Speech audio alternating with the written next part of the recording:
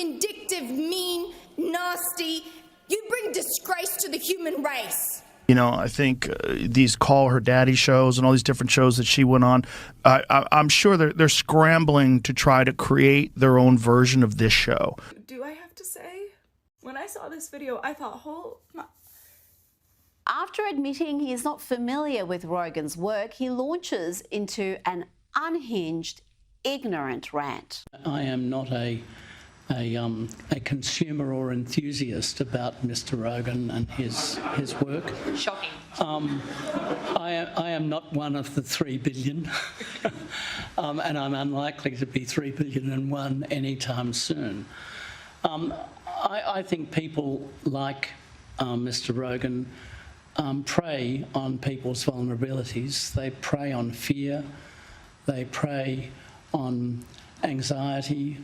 They prey on all of the elements that contribute to uncertainty in society, and they entrepreneur fantasy outcomes and conspiracy outcomes as being a normal part of social narrative. I personally find it deeply repulsive, and to think that someone has such remarkable power in the United States is something that I look at in disbelief. I'm also absolutely in dismay that this can be a source of public entertainment when it's really treating the public as plunder for purposes that are really quite malevolent. Joe Rogan is under fire yet again, and the left is losing it. From The View's bizarre claims about dragons to unhinged rants from mainstream media personalities, the attacks are coming from every angle. And Rogan isn't the only one in their crosshairs. This week, we're unpacking the left's total meltdown, from Justin Trudeau's escapades at a Taylor Swift concert to MSNBC's delusional defense of its collapsing ratings. Oh, and we've got Kamala Harris delivering what can only be described as a drunk pep talk post-election. What's behind all this chaos? And why are independent voices like Rogan thriving while legacy media crumbles? Let's dive into the madness. It all started with The View. Joy Behar, in a desperate attempt to stay relevant, accused Joe Rogan of believing in dragons. Yes, dragons. We went from Watergate to Joe Rogan believing in dragons, she said, confidently misrepresenting Rogan's remarks about prehistoric flying creatures often linked to myths. But let's be real. This is classic View behavior. They've long traded accuracy for cheap shots, all while boasting about their so-called fact-checking process. That's why people like our show, because they know that we are checked by ABC News. But we're checked by everybody. Yeah, I mean, if we're wrong, we have, you know, the legal note here. The human legal note? But we went from Walter Cronkite, basically, to this guy, Joe Rogan, who believes in dragons. I checked it. He believes in dragons? He believes in dragons. Did you triple force that? Yes, I did. Joe Rogan, known for his wit and humor, didn't let this one slide. Instead, he turned Behar's comment into a viral moment. Rogan took to X, formerly Twitter, and shared a clip of Behar's remarks with the caption, "That's my new official X description." He then updated his profile bio to proudly declare himself a dragon believer. Spoiler alert, frequent legal notes on air aren't exactly proof of credibility. The View has been dealt another humiliating blow after host Sunny Hostin was forced to read a legal note live on air for the third time in a week after making inaccurate statements about Matt Gaetz. Matt Gaetz has long denied all allegations, calling the claims, quote, invented. And it turns out that wasn't good enough, so she had to do another one. Legal note. I have a legal note. Matt Gaetz has long denied all allegations and has not been charged with any crime. Yeah. And shockingly, there were still issues, so she had to read another one. I have a legal note. You want to take this one, Joy, or are you Matt good? Gaetz has long denied all allegations and has not been charged with any crime. The internet has been in hysterics about the bizarre comments. This commentator said, The View's Sunny Hostin has to read 3 different legal notes to cover for their lies about Matt Gaetz and Pete Hegseth this week. The View and its hosts have become a serious liability for the ABC. At some point, it'll be cheaper to fire them and cancel the show instead of continuing down the road of slandering people they don't like. Even Sky News host Ana Diorio weighed in, mocking Hostin's forced apologies and calling them deliciously awkward. Oh, was that a hostage video or was it actually The View? Yes, it was The View indeed. I mean, how pathetic are they, seriously? They're not coping proof. No, they're not. They're losing it. They're losing their minds. Speaking of losing it, let's talk about Justin Trudeau. While parts of Canada grapple with violent anti-Semitic protests, where is the Prime Minister? Swapping bracelets with teenagers at a Taylor Swift concert and dancing the night away like a giddy schoolboy. Video footage of Trudeau awkwardly grooving in the crowd has sparked outrage back home, with critics questioning his priorities.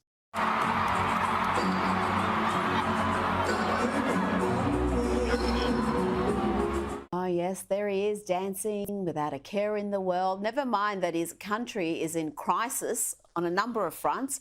He's getting his Swiftie on. One attendee even asked, "What is Justin Trudeau doing here?" What is Justin Trudeau doing here, guys? Hello?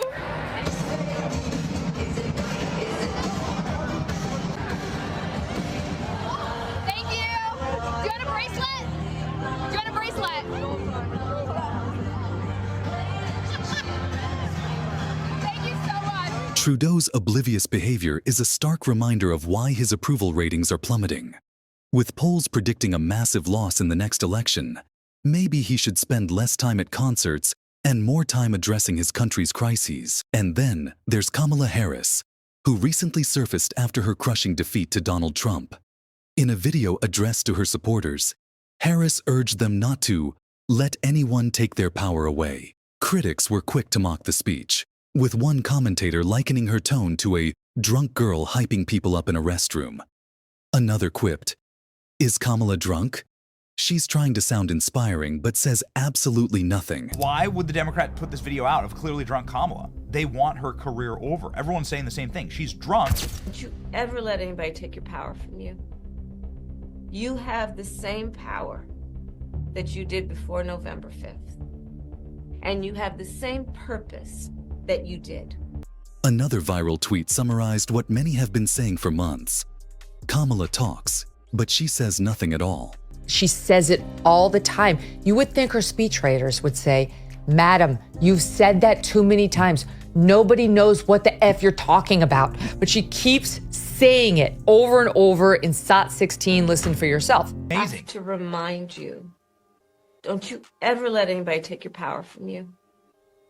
You have the same power that you did before November 5th. What is this? And you have the same purpose that you did.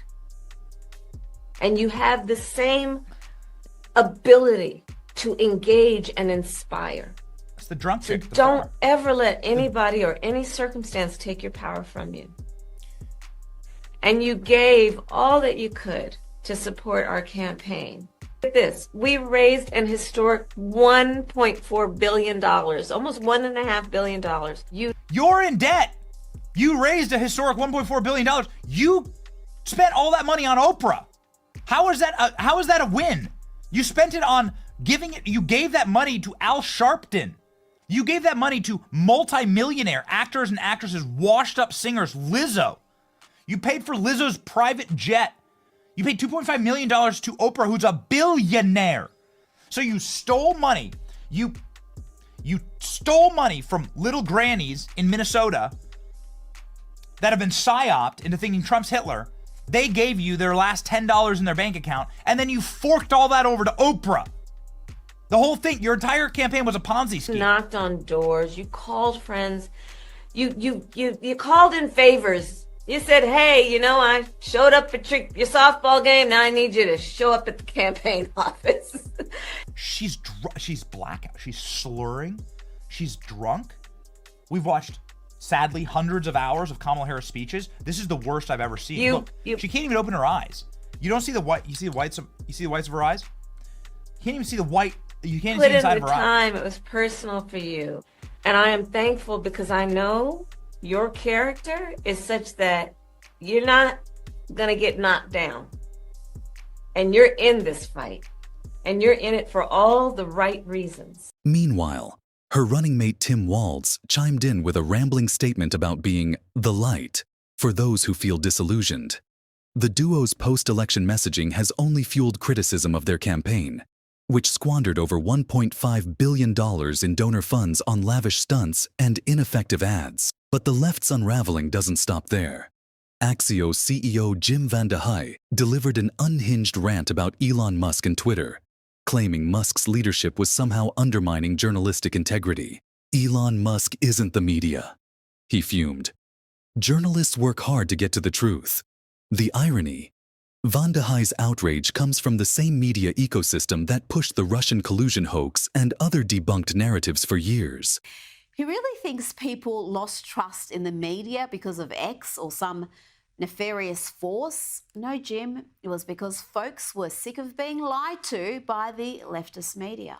Elon Musk sits on Twitter every day, or X today, saying like, we are the media, you are the media. My message to Elon Musk is bullshit. You're not the media. What we do, what journalists do, what you did in Mississippi, what Al Jazeera does in the Middle East. Like, being a reporter's hard, really hard. You have to care. You have to do the hard work. You have to get up every single day and say, I want to get to the closest approximation of the truth without any fear, without any favoritism. He's either lying or he's ignorant. There are no other options at this point. Journalists ignoring the truth and becoming political activists is what has seen trust in the media plummet to record lows. But the leftist media, the lunatic asylum that is MSNBC, the network with a plummeting audience for the lunatic fringe, by the lunatic fringe, and yeah, of course, they loved Jim's speech. You do it by doing the hard work. Yeah, come on, slow clap, everybody. Whoa. First of all, I've got to say, extraordinary content.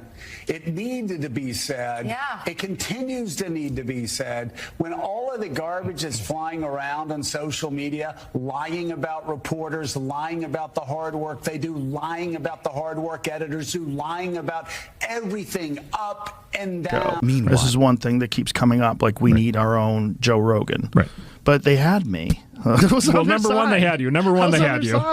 They had you and they drove you away. Is that number one? But they also have, ABC, NBC, CBS, CNN. Right, but that doesn't work anymore. I know. That's like, like you're using smoke signals and everybody else has a cell phone. Yeah, that's right. It doesn't work. Yeah, that's right. That's right. It's just, it's a bizarre. Meanwhile, platforms like X, formerly Twitter, are now more ideologically balanced than ever, with an equal mix of Republican and Democrat users. And let's not forget MSNBC's laughable attempts to salvage its credibility.